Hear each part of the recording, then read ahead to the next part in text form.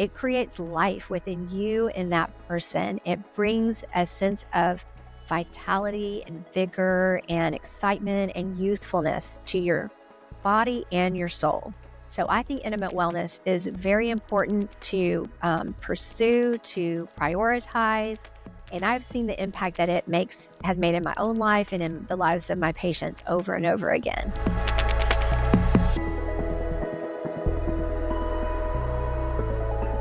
Welcome to LifeSculpt by Christi, MD, the podcast where we delve into the art of living your best life. I'm your host, Dr. Christi, a board-certified surgeon, wellness enthusiast, and your guide to transforming health and happiness. Here we explore cutting-edge health trends, chat with inspiring guests, and share practical tips to sculpt the life you've always dreamed of. So grab your headphones, get comfortable, and let's dive into today's episode. So today I'm continuing my series on my new book, the BioVitality Blueprint, A Woman's Plan for Elite Health and Joyful Living. This is a book that came from my heart. I talk about my own journey with aging and kind of give some good practical advice and pointers and up-to-date latest technology and science to help you age well. I'm really into longevity and wanting to be as healthy as possible, not just to avoid the typical aging diseases, but to really be able to maximize and enjoy my life to the fullest. I really love this life that God has given me, and I want to use it to serve others and be able to just taste and see the fullness of life that there is out there to offer. So what I want to talk about this week is Chapter 7, which is about intimate wellness, which as a urologist, this is near and dear to my heart. And, you know, a lot of people, when they're thinking about aging and longevity and being healthy, they may not really prioritize intimate wellness, but it is so important to longevity. So I'm going to tell you some basics about why it's so important to longevity. And then we're going to look at how it improves your aging, your health overall, some quick tips, and then some of the problems that I see as a urologist and the some of the solutions that we have to offer. We've got a lot to cover, so let's dive in. So first of all, if you've ever heard of the Blue Zones study, those are areas, Blue Zones are areas in the world where people live to be over 100 more commonly than anywhere else. There's several hot spots where this occurs. And in that study, the people that lived the longest had very good relationships. I don't know that it necessarily addresses intimacy, sexual intimacy, but they had continually intimate relationships, very strong connections with people. So connecting with people is so important. We have to have that throughout our life if we want to live a long, healthy life, including friends, families, but that intimate partner is so critical. It is very important to our soul. Our souls are created to be in relationship. We need to be in relationship, and being intimate with that one person is simply amazing and is beyond just the physical pleasure. It's literally creating love, or making love, as we say. It creates life within you and that person. It brings a sense of vitality and vigor and excitement and youthfulness to your body and your soul. So I think intimate wellness is very important to pursue, to prioritize. And I've seen the impact that it has made in my own life and in the lives of my patients over and over again.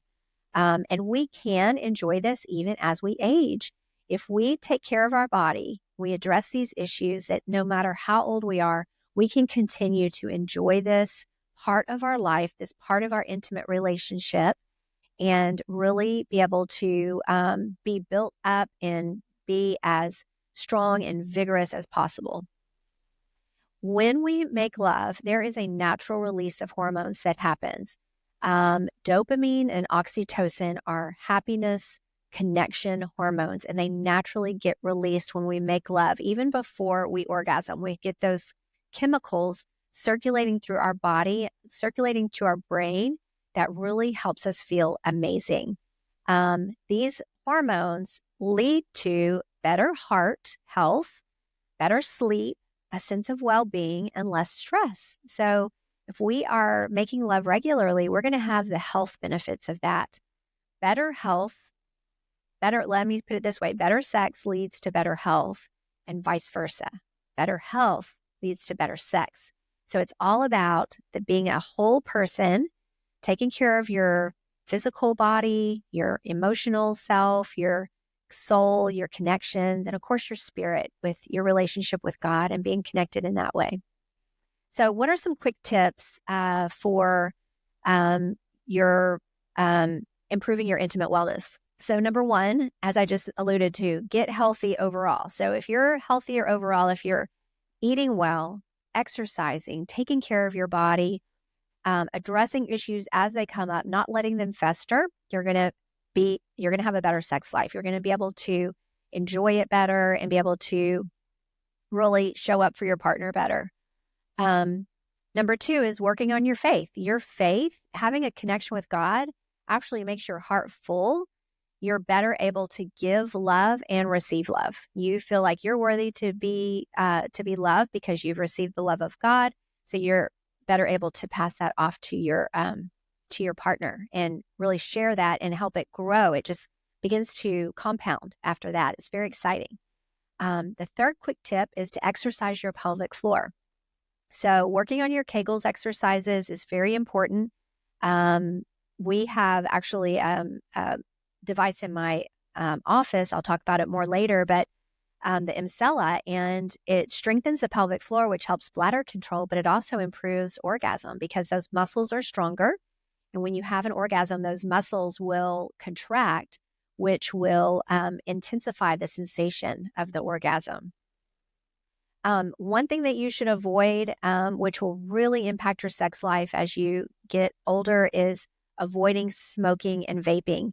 Putting those chemicals in your body begins to clog up the little capillaries that go to the genital area and really decrease your responsiveness, decrease your sensation and your ability to enjoy intercourse and sex. And then the fifth tip is to don't be afraid to be sensual, be an eager partner for your spouse.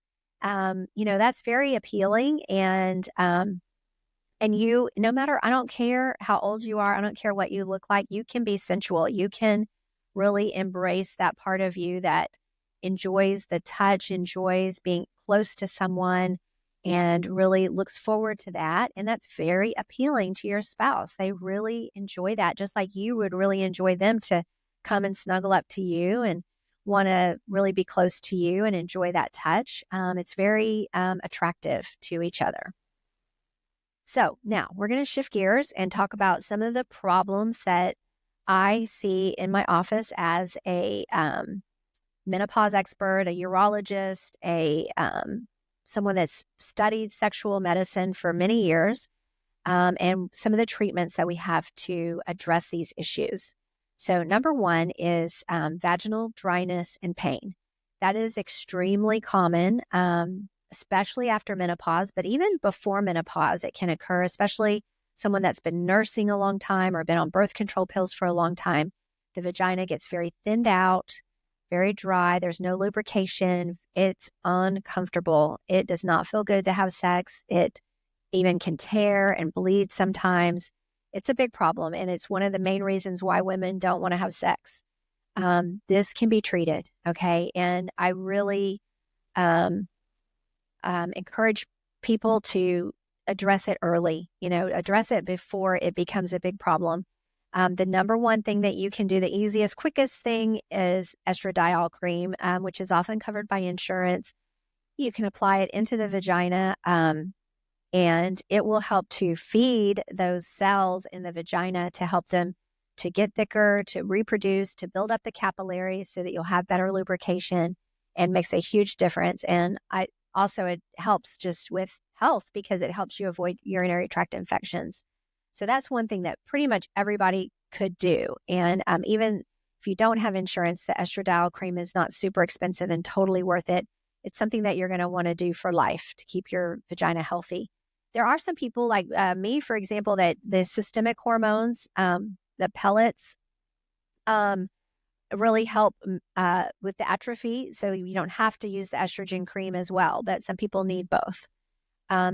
There is also for vaginal dryness and pain, there's a wonderful laser treatment. I've been doing it for about 7 years now for my patients. And it's a carbon dioxide laser that's a 5-minute treatment on the vagina. We usually do a series of 3 treatments.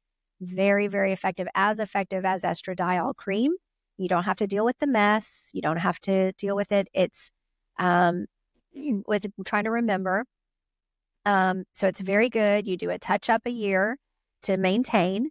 And, but other than that, it's going to really keep everything working well and get you back in the game. So if you've been having a lot of pain, look into the laser treatment. One of the name brands, the one that we have is called the Mona Lisa Touch.